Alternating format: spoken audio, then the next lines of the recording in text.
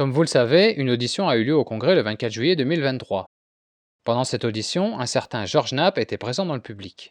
Il était là, derrière David Grush.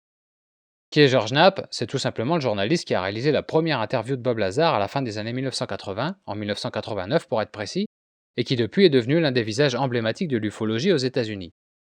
C'est un personnage qui suscite des opinions contrastées. Il est considéré par certains comme quelqu'un de sérieux, mais il a aussi été la cible de nombreuses critiques.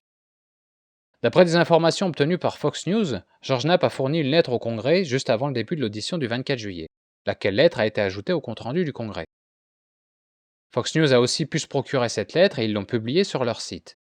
Dans cette lettre, George Knapp déclare ce qui suit. En 1993, 4 ans après la chute du mur de Berlin, et à la faveur d'un assouplissement des relations diplomatiques entre la Russie et les États-Unis, qui permettait entre autres des échanges plus normalisés entre ces deux puissances, George Knapp aurait eu l'opportunité de rencontrer un physicien russe du nom de Dr Nikolaï Krapanov. Il aurait alors demandé au Dr Krapanov s'il connaissait des personnes haut placées dans le gouvernement russe qui auraient eu des informations sur de potentielles études sur les ovnis et qui seraient prêts à le rencontrer. Le Dr Krapanov aurait alors accepté et 8 mois plus tard, en 1994, George Knapp aurait reçu une invitation pour se rendre à Moscou. Sur place, il aurait rencontré plus d'une douzaine de personnes, des militaires haut placés, des agents du renseignement, des scientifiques, qui tous, pendant la guerre froide, auraient été mêlés à des études sur le phénomène OVNI, des études diligentées par le ministère de la Défense russe. La chose, si l'on en croit George Knapp, était prise très au sérieux à l'époque en Russie. Il aurait été demandé que chaque incident relié à une activité OVNI soit investigué, que les témoins soient tous interrogés, que les preuves soient collectées, et que tous les rapports soient envoyés au ministère de la Défense. Cette étude de grande ampleur aurait duré 10 ans en tout, et d'après George Knapp, il pourrait s'agir de l'un des plus grands programmes d'études ayant jamais été mené sur les ovnis, totalisant des milliers de rapports. George Knapp précise que presque tous ces rapports provenaient de sources militaires. Parmi ces milliers de rapports, 45 en particulier, concernaient des interactions plutôt intenses entre un ovni et un avion de chasse russe.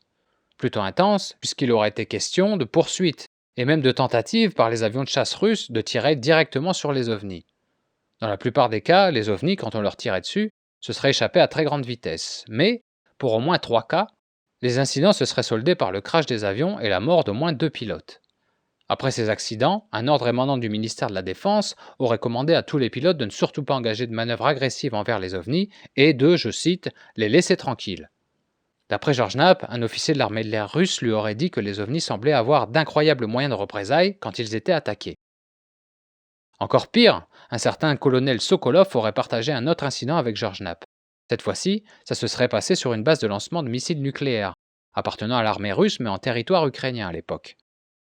Des ovnis seraient apparus au-dessus de cette base, exécutant des manœuvres étonnantes qui n'ont pas manqué de stupéfier le personnel sur place, et puis les ovnis auraient pris le contrôle du système de lancement des têtes nucléaires. Pour activer des missiles balistiques nucléaires, il faut évidemment des codes de lancement. Mais d'après George Knapp, ces codes ont été rentrés on ne sait comment, et à partir de là, le processus de lancement aurait été initié et il n'y aurait eu plus rien à faire pour l'arrêter.